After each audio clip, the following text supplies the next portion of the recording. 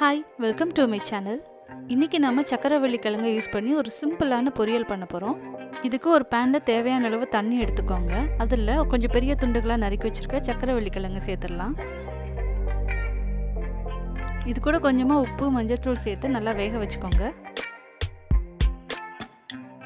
கிழங்கு ஓரளவு வந்துச்சுனாலே போதும். இது ரொம்ப குழைய வச்சிடக்கூடாது. கிழங்கு இந்த அளவுக்கு வந்துச்சுன்னா போதும். இப்போ இதில் இருக்கக்கூடிய தண்ணியெல்லாம் வடிச்சிட்டு இதோட தோலை நீக்கி எடுத்துக்கோங்க. இப்போ ஒரு பேன் எடுத்து அதில் தேவையான அளவு எண்ணெய் சேர்த்துக்கோங்க.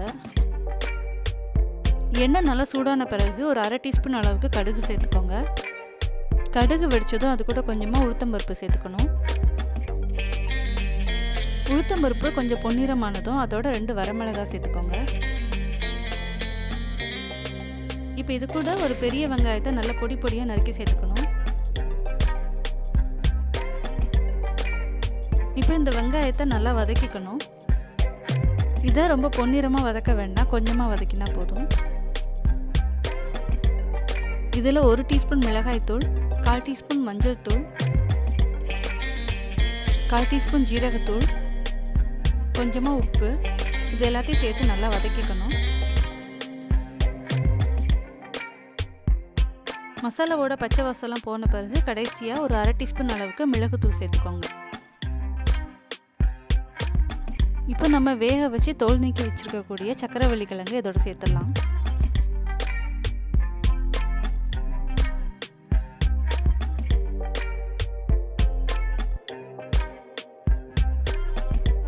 இந்த சக்கரவள்ளி கிழங்குல நம்ம போட்டிருக்க மசாலா எல்லாம் சேர்ற மாதிரி நல்லா கலந்து விட்டுக்கணும். இந்த சக்கரவள்ளி கிழங்குல மசாலா எல்லாம் சேர்றதுக்காக ஒரு 2 நிமிஷம் மூடி போட்டு வேக வச்சுக்கலாம். மூடியை திறந்து அப்பப்போ கலந்து விட்டுக்கோங்க, அப்படி இல்லைன்னா கீழே அடிபிடிச்சிரும்.